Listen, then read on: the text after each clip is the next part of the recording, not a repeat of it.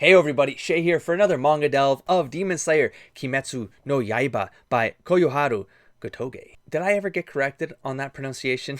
I'm pronouncing two hard G's. My lapse feels like I'm gonna say Gotoge, but no, I think it's Gotoge. Anyways, no need to go back into that the whole era.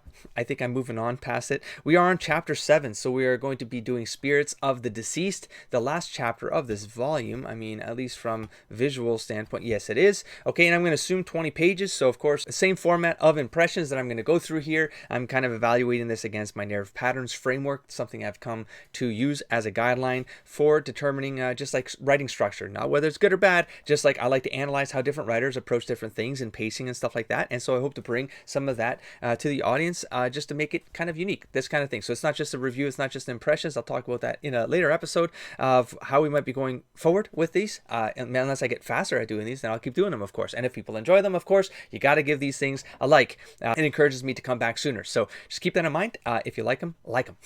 Okay, so without further ado, let's get started here. We got a cover of Tanjiro with his fox mask, and you know what? I just did an unboxing here. I'm looking at. I don't have a fox mask on this guy, which just dawned on me. I don't know if I've seen any.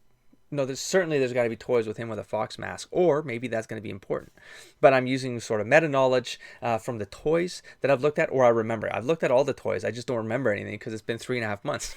And that's how my memory works. Okay, so chapter 7, Spirits of the Deceased. Let's flip the page. Hey, look who it is. Sabito, do you think Tanjiro can really do it? Oh, that's nice. I don't know, but no amount of effort is too much. And you know that, right? So the two spirits are speaking on the split boulder. Okay, this is the new student, I guess, that Tanjiro is protecting here. We've got the amorphous arm demon, I guess, a bunch of arms, which I'm either assuming it's a bunch of demons that have combined, or this guy has just kept morphing arms in order to protect its neck with a body of arms. I don't know how that works. Maybe we'll find out. Maybe it doesn't matter because it's a demon. So tell me, Fox Boy, right now, what Meiji emperor sits upon the throne? Okay, this might be evaluating how old this demon is. That's supposed to scare Tanjiro. The imperial family is Taisho. Shiver. Gah! I've been here so long that dynasties have risen and fallen. So demons can freak out. They do have emotions. Again and again. All while I've been trapped here. Gah! Unforgivable. Unforgivable. Damn Orokudaki. So he's got something in for Orokudaki. I don't know if that's been made clear or not yet. You know Oroku. Oh, I know him. Orokudaki was the one who captured me. I will never forget. It's been 47 torturous years. Back then, he was still a demon slayer. In the Edo period. The Kaio era. Okay, calm down, bro. Demon hunter. Edo period? You're lying. The demon here has been alive that long? Lies. They only put demons up here that have eaten 2 or 3 people, and they get killed during selection. Plus the demons eat each other too. But I have survived a very long time in this prison of wisteria blossoms. I have eaten 50 of you brats. Does he get a pair of arms for every human he eats? Is that how that works? 50? And then he's remembering here. Oh, it even says remember. just in case. A demon's strength comes from the number of people it has consumed. So it is kind of a level gauge that Tanjiro's getting right now. If it eats many people, it gets stronger. That's right.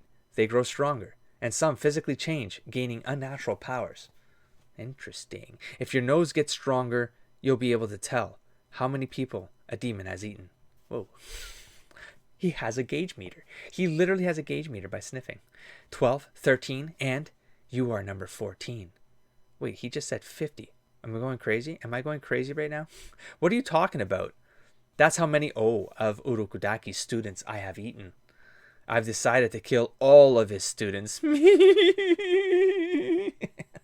face with all the hands. It's just, it almost makes, it makes me read things, or at least the way I'm thinking of the way that things are being said sometimes are almost completely informed by the visuals that I get off that panel. And I'm noticing it more and more because I read some of these lines out loud for these videos. I've realized that it actually has an impact on the way I read panels and lines. Yes, indeed, 13 of Urokudaki's students, but above all, 2 of them I'll never forget. Oh, we know who those two are going to be. Also, 13. I know that the fear of the number 13. I remember doing a video like, oh my God, 20, almost 20 years ago about the history of whatever that word is. And 13. And I've been told in the comments it's not really relevant to Japanese folklore. I wasn't sure about that or not. I'm sure that it's to some degree it's maybe inherited, but I don't know, because otherwise why 13? That's where I would ask that question. He's 14, so I guess he's 14, so it doesn't matter. But it has been 13 of them, and now he's having the encounter with a demon who's eaten 13 of Urukudaki students. I don't know. I'm just looking too deeply into this. I'm sure of it. Or am I? Strange coincidence, though. He had a colorful jacket and was the strongest by far. He had peach-colored hair and a scar by his mouth. The other was a girl brat whose kimono was covered in flowers. She was small and not so strong, but she was very agile. There they are. How could this demon have killed them? They trained me. So he didn't even know yet. And I guess he was walking away when Urukudaki said, how do you know the children? The dead children, right? Or he was on another plane. He literally put himself on another plane to interact with the spirits. And so for him, his perception, they were real. We'll find out. I recognize you by those fox masks. I know the grain of those masks that Urukudaki carves. They're carved the same way as the Tengu masks he wore. Did he call it the warding mask? I ate them all because of the masks they wore. They're all inside my stomach. It's like Urukudaki fed them to me. This guy's a piece of work, isn't he? The girl brat wept and grew angry when I told her that. He definitely sounds like that. Soon her movements got shaky. Then I ripped off her arms and legs. That's disgusting. Flame. He's going to have another move here, possibly. I'm waiting for 4 moves at this point. And if there's 4, because I know he started with 4, the 4th, which might be the first, might kill him. That's my call. I don't know. He's given a charge here. I mean, he's going to be slicing and dicing a lot of arms, and they are definitely coming off there. Chop, chop, chop. And then stay calm, Tenjiro. Your breathing is even. Don't worry about us. Focus on what you must do. I wonder if they're actually, like, he's hearing them talking like that. Or, I mean, they can sense him in that because maybe they connect through him, like via mask or something. They can kind of sense where he's at and what he's doing. We'll find out what that means. Don't spoil me. So we got a wham here. He's getting whammed into a tree. Blam. Or wham. While it's beating on him, I'll run away. Coward, you're going to die. Calling it. And we'll see. So he's... Oh, that's a crack sound. I wonder if that crack sound is going to matter. Wake up, big brother. Oh, interesting. What's this? No hair, though. Wham. Bam. Thank you, ma'am. We're going to take you back to the fucking land. Okay, sorry. No matter how many arms I cut off, it grows more. Dude, because he's protecting his neck. You got to go for his neck, bro. A strange smell from the ground. Oh, from the ground. I'm getting really close to the end here, man. Come on. Up he goes. Oh, look at that shot. That's a pretty epic shot right there on that panel. And it was a page flip too, because like he's down, he's doomed, he's almost given up, and then boom. I'm not even like checking the patterns here, but I mean, it's obviously we're going to an Act 3 closure here. This has to be meaningful, or it's not. It just carries over into Volume 2. It's possible. I missed. He noticed my hands under what? He missed. He noticed my hands underground, and leapt away. And what a leap! Oh, the demon was saying that. Let's roll back here. What? Hold on. Wake up, big brother. He sparks up, and then he smashes into Tenjiro, but he wakes up because of this scene right here. He gets active again. Slice and dice. Arms keep coming off. A strange smell from the ground. Who says that? Tenjiro? And he's got this thing right here in the head. Like, what is he hearing something in his mind? Is that his sister? I mean, that's a bit of a callback to Nezuko having that affinity with her brother, maybe, and kind of speaking to him through the land. I don't know. And then he jumps up, and then in the black text though, again it says, I missed. That has to be the demon saying that. He's in the panel there, and he's in the black.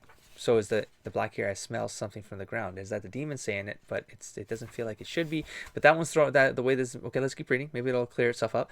And leapt away, and what a leap! So even the demon is impressed. But in midair, whomp, he can't dodge this attack. Wham! He headbutts the fist. He headbutts the fist. That takes us back to that demon fight where I was wondering if it was the demon saying doing the headbutting or it was Tenjiro doing the headbutting. So that was an interesting callback. It's got a hard ass friggin' head, man.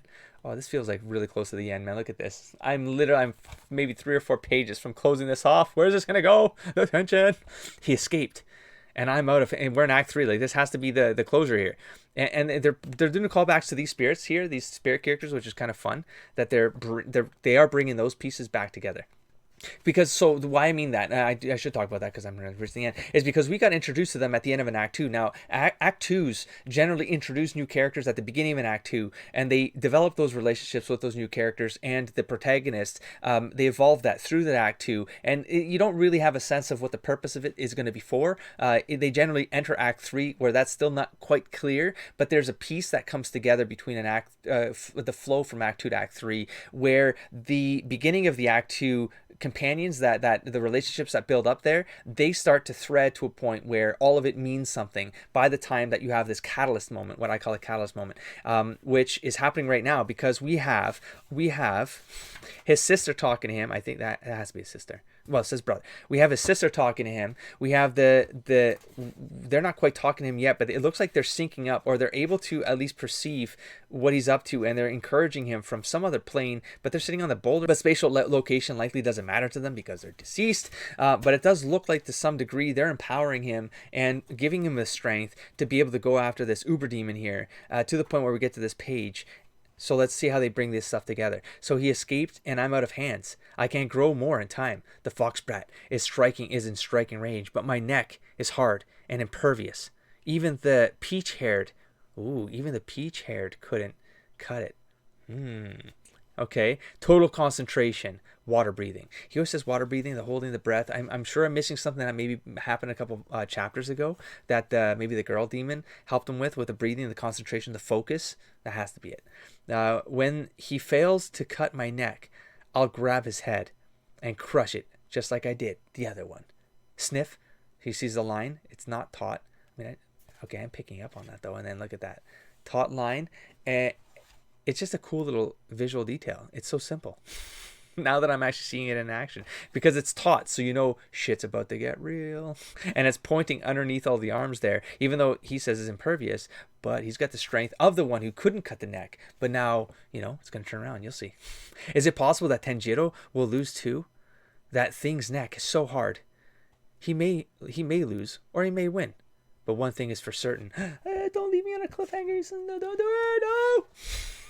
The boulder that Tenjiro cut was bigger and harder than anyone had ever cut before. And then chop. First form. I call the first form, but I don't remember the third form now. Water surface smash. Volume 1. No, the end. Shit. Okay, well.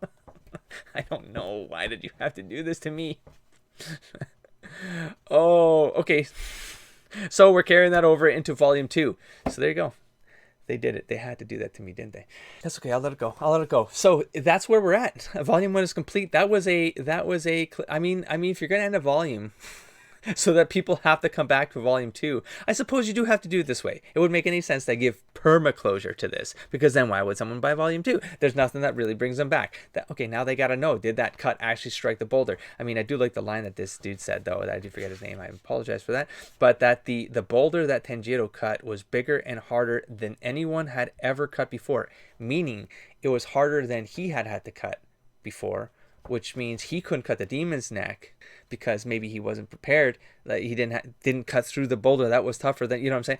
There's like levels here, but he cut the hardest of the boulders than anyone before.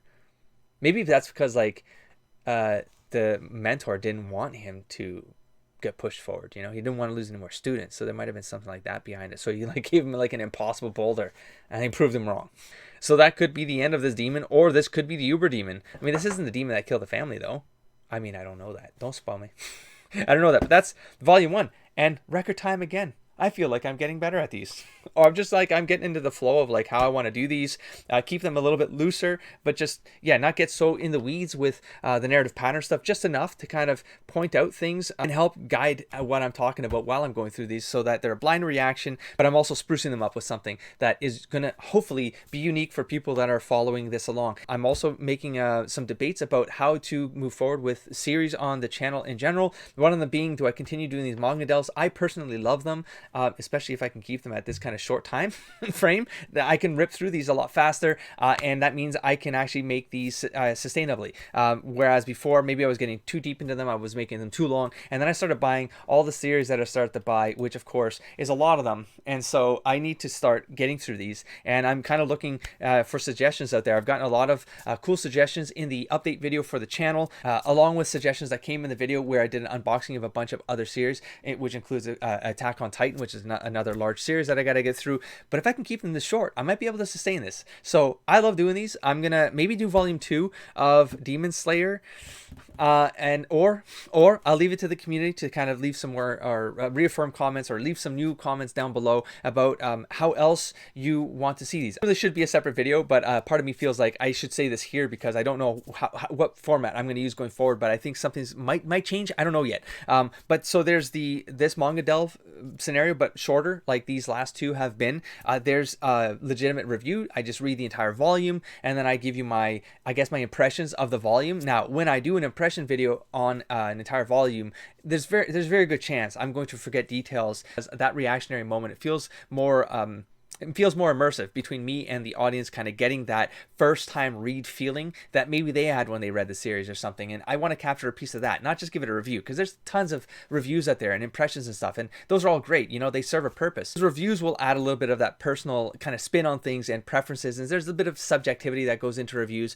They can be done. They're cool. Now, if I have to take notes while I'm reading to then do a fuller review, like a more robust, cohesive review, that's more like a third version for me. It more turns into I might as well be doing video essays of my thoughts about a series, where I actually write things down. I write a script, I do a video, I show some screenshots or whatever the case might be. I would do a video essay on top of that instead of me speaking freely, and yeah, it'll just be more kind of structured that way. But it might be, instead of for the volume, I could do those kinds of video essay things for an arc. And so I would read them personally, I would get through an arc, and I would go, okay, this feels like a story arc that I can do a video essay on, and maybe pick out those narrative pieces and talk about them that way. So it's more structured. And then there's the fourth. So fourth one. The fourth one is a marathon.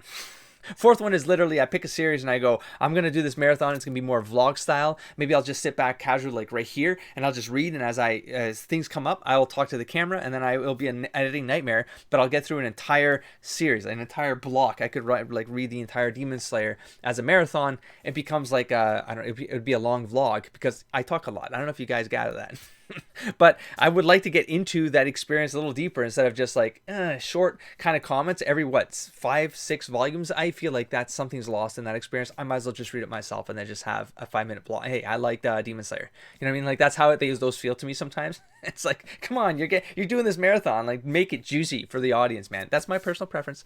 You can all share your own. It will help direct the direction of content on this channel. I'm going to wrap this episode up here, wrap up the series. I hope you guys enjoyed this particular playlist for Demon Slayer Volume 1. I hope to do more of these, of course, in some form or another. If you've just discovered this channel and you aren't subscribed already, please consider doing so and share the content with your friends and the community at large. It goes a long way to help this channel grow, and I really appreciate it, and I'll catch you in the next stack of episodes. Don't forget to explore, engage, and inspire, buddy.